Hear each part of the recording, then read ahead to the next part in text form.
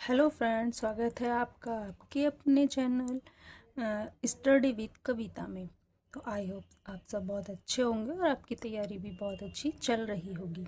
तो चलिए फ्रेंड्स, जो हम पीछे हम इसके बारे में जो हमने टेक्सटाइल की स्टार्टिंग हिस्ट्री वगैरह ये सब कुछ कर लिया था, और आज हम अपना एक न्यू टॉपिक स्टार्ट करते हैं और उस टॉपिक का नेम है हमारा कॉटन। तो आज हम कॉटन को पढ़ेंगे, थोड़ा आज पढ़ेंगे, कुछ कल करेंगे। अगर कल रह जाता है तो हम नेक्स्ट डे कर लेंगे। फिर कोशिश करेंगे कि उससे रिलेटेड क्वेश्चन आंसर करें या फिर नेक्स्ट टॉपिक पे जाएंगे। और मैं सोच रही हूँ कि क्वेश्चन आंसर हम वीकली रख लेते हैं। वीक में एक बार सैटरडे या संडे को क्वेश्चन आंसर करा दिया करूँगी। तो चलिए अब हम अपना टाइम वेस्ट ना करते हुए अपने कंटेंट की तरफ चलते हैं। तो हम पढ़ते हैं कॉटन। तो सबसे पहले हम कॉटन के बारे में देखते हैं कि कॉटन शब्द हमारा कहाँ से आया, किस भाषा का ये शब्द है। तो कॉटन अरेबिक भाषा के कूटम शब्द से बना है। किससे बना है? क्यूटम शब्द से बना है। QUTAM, क्यूटम शब्द से बना है। कौन सी भाषा का शब्द है? ये अरेबिक भाषा का शब्द है। इसका वैज्ञानिक नाम क्या है? ये क्वेश्चन पूछ लिया जाता है क्वेश्चन में कि कॉटन का वैज्ञानिक नाम क्या है। तो इसका वैज्ञानिक नाम गॉसिपियम है। क्या है? गॉसिपियम है इसका वैज्ञानिक नाम। और कॉटन का जन्मदाता कौन है? कॉटन का जन्मदाता भारत है। और जो हमारे कॉटन के जो साक्ष्य मिले हैं वो मैंने आपको पहले भी उसकी हिस्ट्री में पढ़ा चुकी हूँ। तो अब आप देखिए हमारा कॉटन जो है उसके साक्ष्य मिले हैं। कितने टाइम वर्ष पुराना है कॉटन? 5,000 वर्ष पुराना। कितना? 5,000 वर्ष पुराना है कॉटन। अब से 5,000 वर्ष पहले कॉटन के साक्ष्य हमें मिले थे। जो कॉटन को उगाने के लिए, कॉटन जो की खेती के लिए हमें किस तरह की मिट्टी की ज़रूरत पड़ती है, तो वो हमारी काली व रेतीली और क्षारीय भूमि उत्तम रहती है। क्षारीय मतलब उसमें थोड़ी जल और थोड़ी नमक की मात्रा होनी चाहिए। तो उसमें थोड़ी नमक की मात्रा रहती है, छोटी वो क्षारीय भूमि होती है। और काली और रेतीली मिट्टी क्या होता है कि इसको जल जो अवशोषण की जो क्षमता होती है वो रेतीली मिट्टी की अच्छी होती है। कहीं पे भी आप एकदम सूखा रेत होता है उस पर पानी डालिए तो वो बहुत जल्दी से एब्जॉर्ब कर लेती है। आप ये प्रैक्टिकली ट्राई करके देखना। तो इसीलिए इस टाइप की जो भूमि होती है वहाँ पे जो कॉटन होता है, जो कॉटन के सीड्स बहुत अच्छे से ग्रो करते हैं। फिर हमारा नेक्स्ट है खेती। तो भारत में इसकी खेती कहाँ कहाँ की जाती है, किसी स्टेट में ज़्यादा की जाती है? तो गुजरात, महाराष्ट्र, MP यानी कि मध्य प्रदेश और तेलंगाना, ये हमारे कुछ स्टेट ऐसे हैं जहाँ पर कि इस कॉटन की खेती की जाती है। इसके लिए कैसी जलवायु की आवश्यकता होती है? तो उष्ण कटिबंधीय, ट्रॉपिकल। कैसी? उष्ण कटिबंधीय जलवायु। और इसके लिए जो पाला होता है वो बहुत ही हानिकारक होता है। पाले में क्या होता है? कॉटन खराब हो जाता है। तो ये उसी से पाले पड़ने से पहले पहले कॉटन को काट लिया जाता है। ये आई मीन अगस्त, दिसंबर अगस्त में या उसमें काट लिया जाता है। मई जून में बोया जाता है। और जो भी पाला पड़ना स्टार्ट होता है तो ये हमारा जनवरी से पहले पहले इसको क्या कर लिया जाता है? काट लिया जाता है। तो इसकी जो फसल है ये कैसी फसल है? ये हमारी खरीफ की फसल है। और इसको सफ़ेद सोना भी कहा जाता है कॉटन को, क्योंकि जो इसके बॉल्स होते हैं, जो इसके पॉट्स होते हैं, जब वो आते हैं एकदम कॉटन पेड़ पे रहता है। अगर आपने कहीं उसकी खेती देखी हो तो मैंने देखा है कि हमारे यहाँ पे, हमारे गांव में जब हम बहुत छोटे थे तो कॉटन जो कपास थी वो बोई जाती थी। तो जो हमारी दादी वगैरह थी तो वो जो खेत पे जाके मैंने ऐसे देखा है अपने खेत में जाके कि कॉटन बहुत प्यारा लगता है। वाइट वाइट बॉल्स से होते हैं उसको, और खिला खिला पेड़ पे बहुत ही अच्छा लगता है वो। तो इसको क्या बोला जाता है? सफ़ेद सोना, व्हाइट गोल्ड ऑफ इंडिया भी कहते हैं। सर्वाधिक उपज वाला राज्य कौन सा है? गुजरात है। जो सबसे ज़्यादा कहाँ उगाई जाती है कॉटन? गुजरात में। फिर हमारा कस्तूरी कॉटन भारत का प्रतिनिधित्व करता कॉटन ब्रांड है। कस्तूरी कॉटन, कस्तूरी कॉटन क्या है? जो हमारे भारत का एक ब्रांड है। कस्तूरी कॉटन क्या है? ये भारत का ब्रांड है कस्तूरी कॉटन। मैक्सिको और USA में कॉटन के लिए उत्तम जलवायु और इसी के कारण यहाँ के कपास सर्वश्रेष्ठ गुणवत्ता वाले होते हैं। अच्छा, मतलब मैक्सिको और USA में क्या होती है? वहाँ की जो जलवायु है वो बहुत ही अच्छी है, कॉटन के हिसाब से सूटेबल है। इसीलिए जो वहाँ की जो कपास की खेती होती है वहाँ वो बहुत ही सर्वश्रेष्ठ होती है। जो कॉटन होती है मैक्सिको और यूएसए की, एक सर्वश्रेष्ठ हमें वहाँ से कॉटन प्राप्त होती है। अच्छे धागे होते हैं उनके, तो वहाँ से सर्वश्रेष्ठ गुणवत्ता वाली हमें कपास मिलती है, क्योंकि वहाँ की जलवायु उसके लिए सूटेबल है। सर्वश्रेष्ठ जो कपास मानी जाती है वो मिस्र की कपास, और मिस्र की कपास को क्या बोलते हैं, मिस्र की कपास। तो सर्वश्रेष्ठ कपास कहाँ का माना जाता है, मिस्र का। कपास के रेशे की लंबाई होती है 1.5 से 2.5 इंच, 10 mm से 60 mm तक होती है।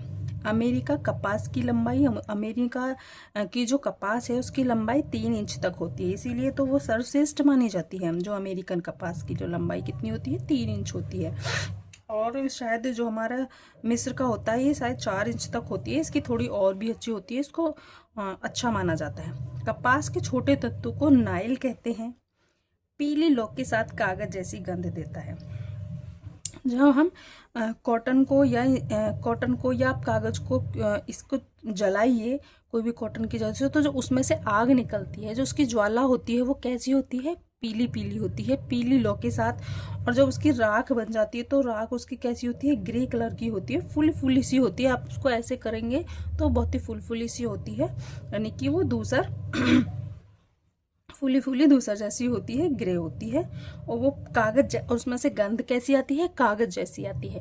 कागज जैसी क्योंकि ये एक सेलुलोजिक रेशा है। ये आपको पता है कि जो हमारा कॉटन है वो सेलुलोजिक है, सेलुलोज से हमें प्राप्त होता है। इसमें जो मात्रा होती है वो सेलुलोज की होती है, इसीलिए जितने भी हमारे सेलुलोजिक फाइबर है उसमें से कैसी गंध आएगी, कागज जैसी। और जितने भी हमारे प्रोटीन फाइबर होते हैं उनमें से बाल के जलने जैसी गंध आती है। रंग होता है इसका हल्का फेड होता है, यानी कि क्रीम, सफेद से क्रीम सा होता है, एकदम प्योर वाइट नहीं होता है, थोड़ा हल्का क्रीम क्रीम होता है। इस पर परिचर्याएं की जाती हैं, इसकी गंदगी वगैरह साफ कर कर तब इसमें चमक लाई जाती है, तब ये वाइट होता है। इसका हल्का क्रीम कलर होता है। गीली अवस्था में इसकी मजबूती 30% तक बढ़ जाती है। कितने परसेंट, 30% तक। ये क्वेश्चंस कितनी बार पूछा गया है कि गीली अवस्था में कॉटन की मजबूती कितने % बढ़ जाती है, तो 30% बढ़ जाती है। इसमें प्रत्यास्थता का अभाव रहता है। किसका, प्रत्यास्था का, क्योंकि ये खिंचन बहुत ज्यादा खिंचता नहीं है कॉटन, तो कॉटन में प्रत्यास्था का अभाव रहता है।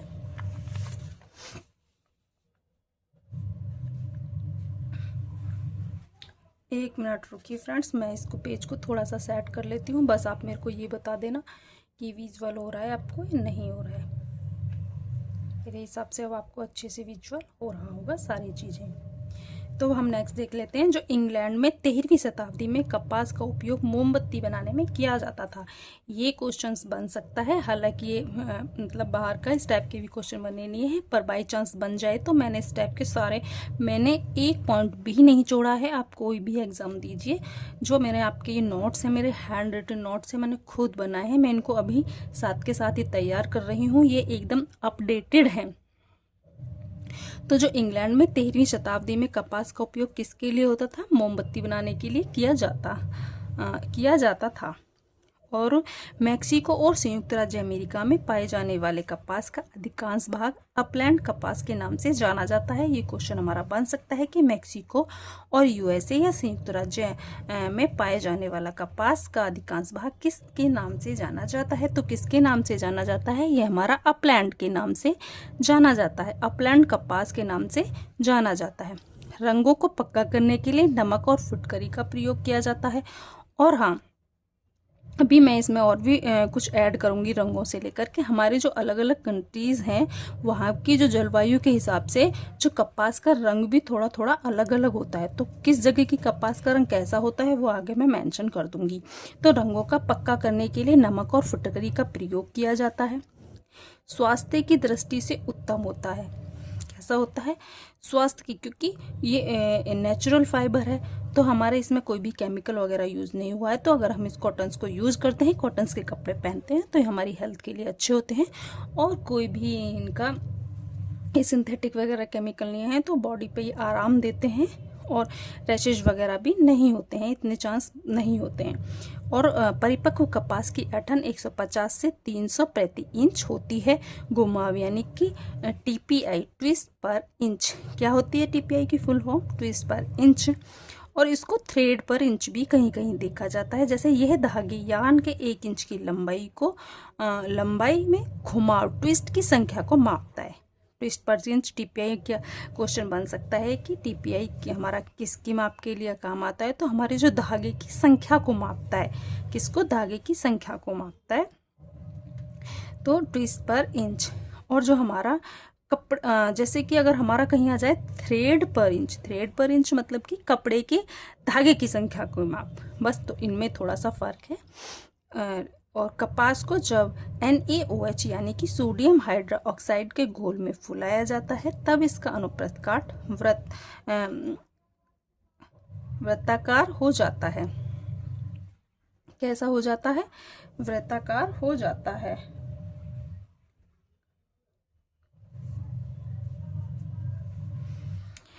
कपास को जब NaOH यानी कि सोडियम हाइड्रोक्साइड के घोल में फुलाया जाता है। अगर आप कपास को किसके घोल में? NaOH के घोल में अगर कपास को फुलाओगे, कपास को डाल दोगे, तो जो इसका अनुप्रस्थ काट होगा वो कैसा हो जाएगा? वो वृत्ताकार हो जाएगा।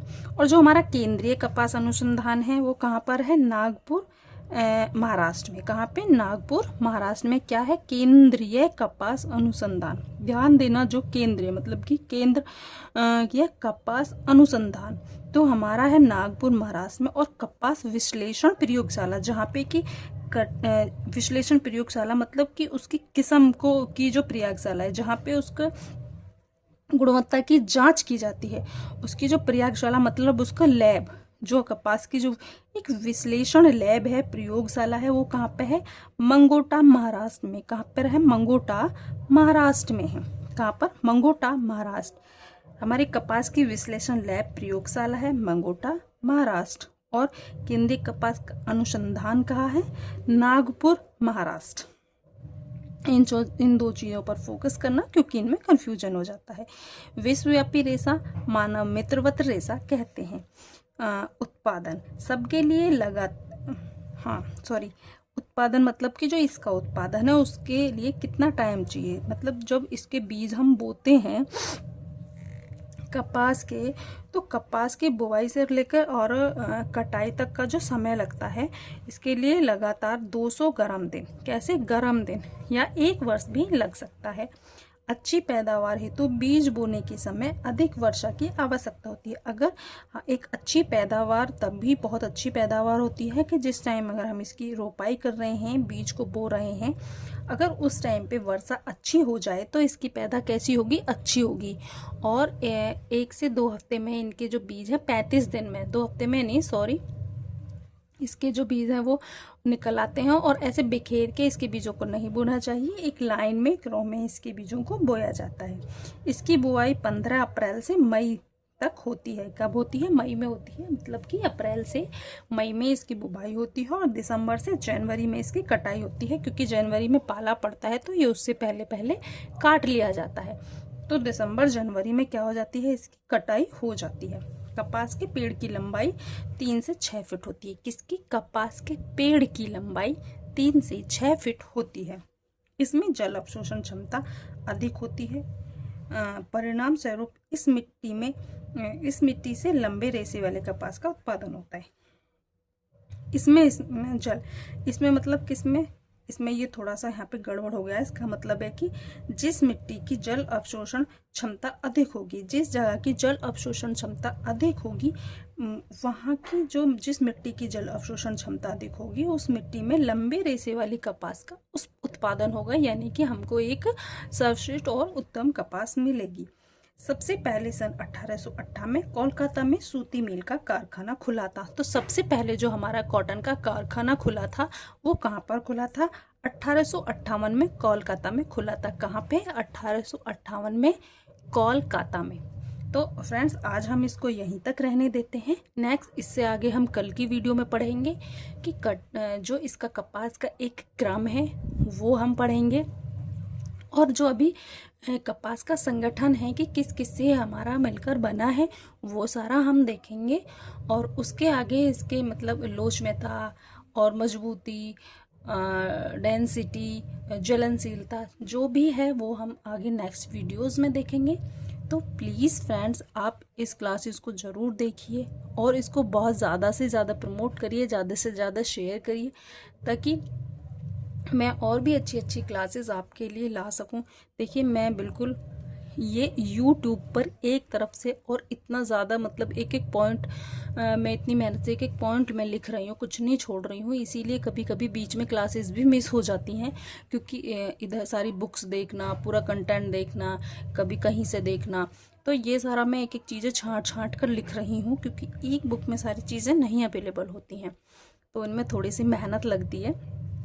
और ये जितना भी मैं आपको दे रही हूँ ये पूरा अपडेटेड है, आपको कहीं से और कुछ भी नहीं देखना पड़ेगा, पूरे अपडेटेड ये नोट्स हैं।